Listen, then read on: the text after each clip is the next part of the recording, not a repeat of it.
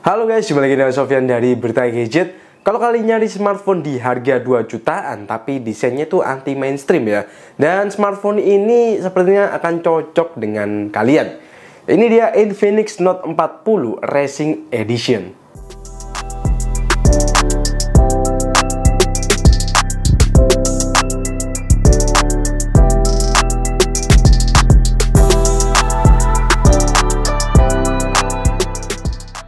Infinix Note 40 hadir di Indonesia sebelumnya dengan 3 warna ya, yakni Titan Gold, Obsidian Black, dan juga Vintage Green yang berbahan leather ya.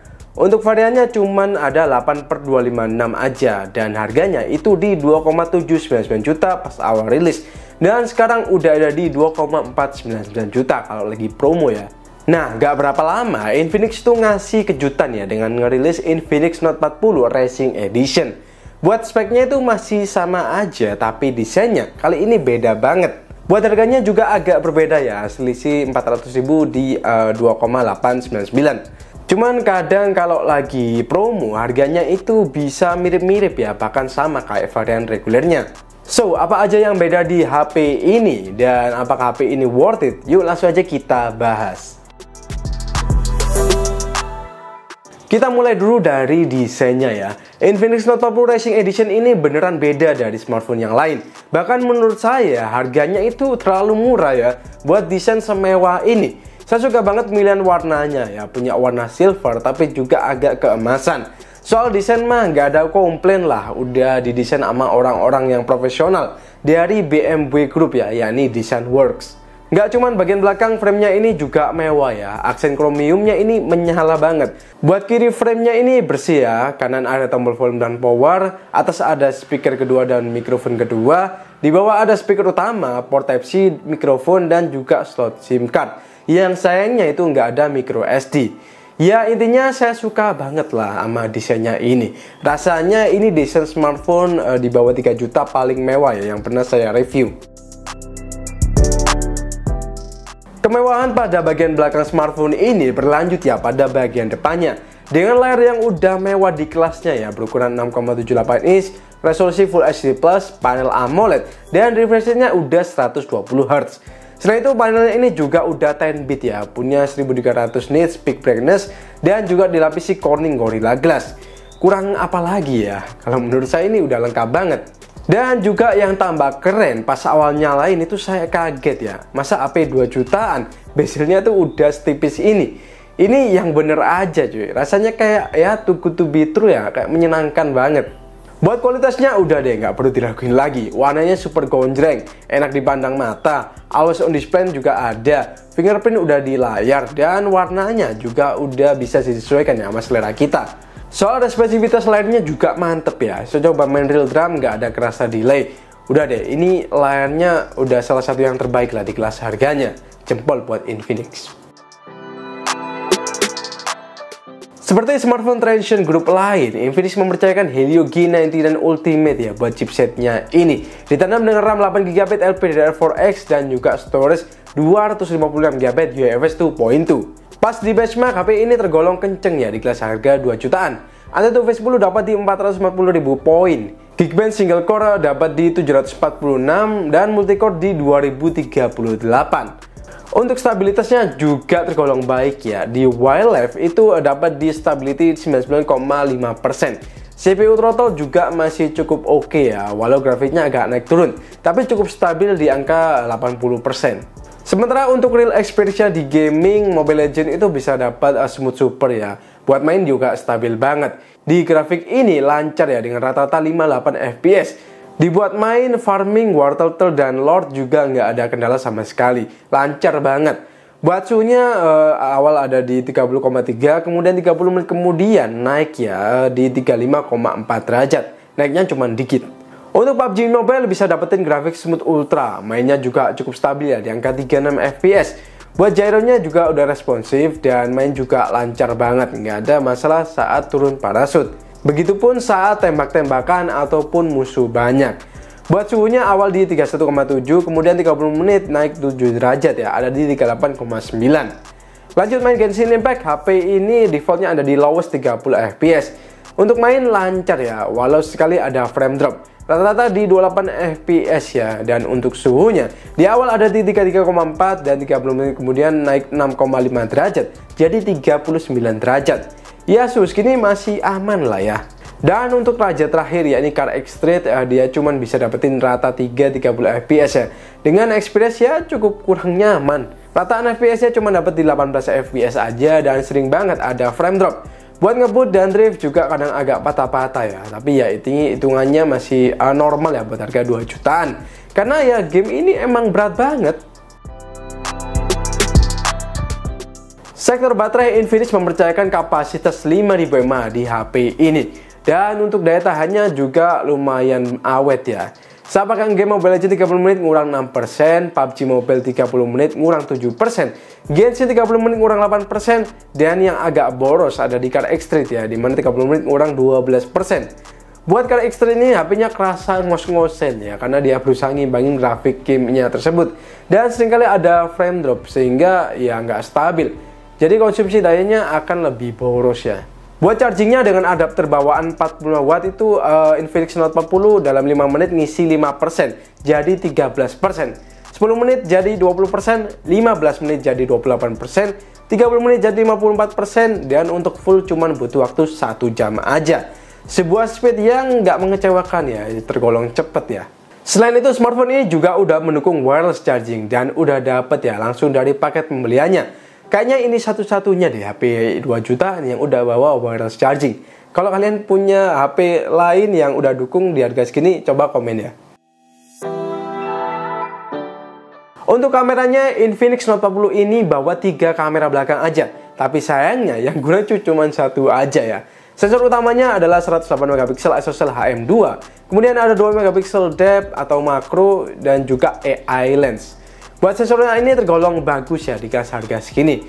Buat yang belum tahu, ISOCELL HM2 itu punya ukuran yang lebih besar ya daripada HM6 yang banyak dipakai di HP 2-3 jutaan ya dengan sensor 108 megapiksel. Untuk UI-nya ini cukup lengkap ya. Ya seragam lah sama Transsion Group lain. Ada film, video, AI cam, portrait, super night, dan juga more. Yang isinya itu ada slow motion, time lapse, dual video, dan lain sebagainya. Di mode Pro kita cuma bisa atur buat foto kamera belakang aja ya. Dan untuk ISO bisa di 100 sampai 6400. Dan untuk shutter speed bisa di 1/1500 sampai 30 detik. Buat hasil fotonya itu ternyata bagus ya. Saya nggak expect ya kamera HP Infinix 2 jutaan udah sebagus ini. Warnanya enak ya, cenderung natural. Detailnya juga mantap dan dynamic range-nya juga lumayan luas. Buat kondisi low light juga oke banget. Foto-fotonya minim noise ya, potretnya juga tetap cakep, dan kamera depannya itu ada night mode, jadi cukup lengkap lah. Sementara buat videonya juga bisa rekam hingga 2K 30 fps ataupun 1080p 60 fps, baik di kamera depan maupun di belakang. Dan untuk hasilnya juga cakep ya buat harga 2 jutaan. Videonya itu stabil ya di kondisi dialog di depan maupun belakang. Cuman kalau low light ya udah agak jitter lah. Tapi ya overall masih tergolong oke banget sih.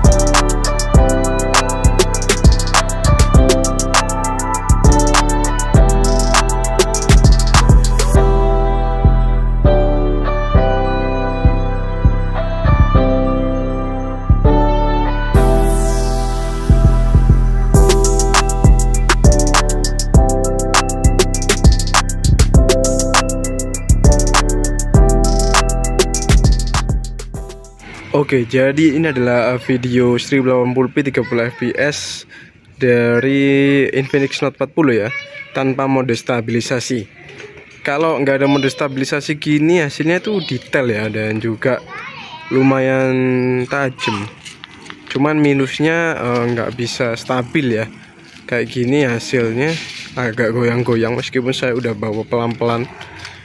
Kita akan coba pakai stabilisasi ya. Nah, sementara ini adalah hasil video dengan stabilisasi. Secara detail ya nggak terlalu jauh beda kalau dari yang tadi, tapi kalau kita posisinya itu nggak ada guncangannya kayak gini, cuman diem. Tapi kalau kita pakai jalan itu kadang videonya agak menurun ya soal detail. Tapi ya ini masih normal buat kompensasi stabilisasi, dan masih layak lah ini buat merekam. Kalau kalian bikin konten gitu ya, buat HP 2 jutaan sih ini masih tergolong bagus ya. Stabilisasinya masih oke, dan detailnya juga not bad lah kalau dibawa jalan. Sementara untuk hasil kamera depan tanpa mode stabilisasi hasilnya kayak gini ya. Bisa kalian lihat, ini saya bawa jalan tangan satu aja. Dan untuk hasilnya apakah bagus, getar atau enggak, silahkan kalian nilai sendiri. Sementara ini adalah hasil kalau kita pakai mode stabilisasi, hasilnya lebih nge-crop dan juga lebih stabil ya. Untuk detailnya apakah ada perbedaan yang cukup jauh dari yang tadi, saya juga agak lupa ya, tapi yang jelas kayaknya ini lebih bright ya. Ini saya bawa jalan pelan-pelan aja, dan ini tangan saya udah mentok cuman segini. Kita harus ya pelan-pelan lah jalannya, biar nggak terlalu ada kompensasi getaran. Sementara buat experience-nya XOS V14 ini enak ya, fluid dan juga cukup nyaman. Walau menurut saya UI-nya kedepannya bisa lah dibuat lebih minimalis lagi ya, pasti bakal lebih cakep. Kalau sekarang ini menurut saya rada-rada kaku ya. Oh ya, karena ini Racing Edition, jadi icon logo-logonya ini serta wallpapernya juga temanya BMW banget ya. Jadi tentu aja nambah cakep secara tampilan. Untuk fingerprintnya juga udah di dalam layar, dan speednya juga kenceng serta akurat. IP rating aman ya, karena udah ada IP54 plus and dash resistant. NFC juga akurat serta aman juga. Dan untuk audionya ini ternyata udah stereo speaker juga. Nggak cuma stereo speaker, tapi audionya ini juga udah ditune sama JBL. Oh ya, speaker utamanya ini lebih keras ya daripada speaker keduanya. Dan untuk kualitas suaranya udah terhitung bagus ya di kelas harganya. Suaranya itu kenceng, clarity-nya oke, dan bassnya kerasa dikit-dikit lah. Seenggaknya ya nggak malu-maluin lah kalau kalian pakai ini buat di tongkrongan. Ya suaranya lumayan lah.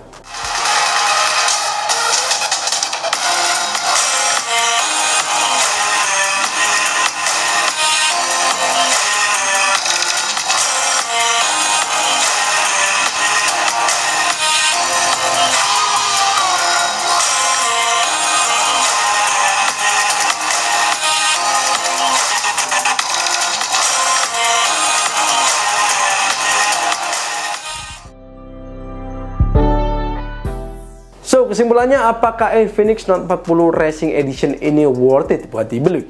Jawaban saya sangatlah worth it. Bahkan kalau ada teman kalian yang nanya HP 2 jutaan terbaik, langsung aja kalian kasih ini. Menurut saya Infinix Note 40 ini terlalu bagus ya buat harganya. Semua fitur-fitur utama itu udah lengkap banget. Layarnya udah AMOLED, memori udah gede, kamera 108 megapiksel, fast charging lumayan kenceng, speaker oke, wireless charging pun ada. Terus nyari apa lagi? Hal yang perlu dipertimbangkan sebelum membeli HP ini mungkin ada pada kecocokan OS-nya ya. Kali aja kalian kurang cocok, tapi bisa diakalin juga pakai launcher kok. Satu lagi mungkin pada kelengkapan kamera yang nggak ada lensa ultrawide. Ya mungkin kalian tipe orang yang butuh banget kamera ini. Tapi selama saya pakai ultrawide itu jarang-jarang kepake ya.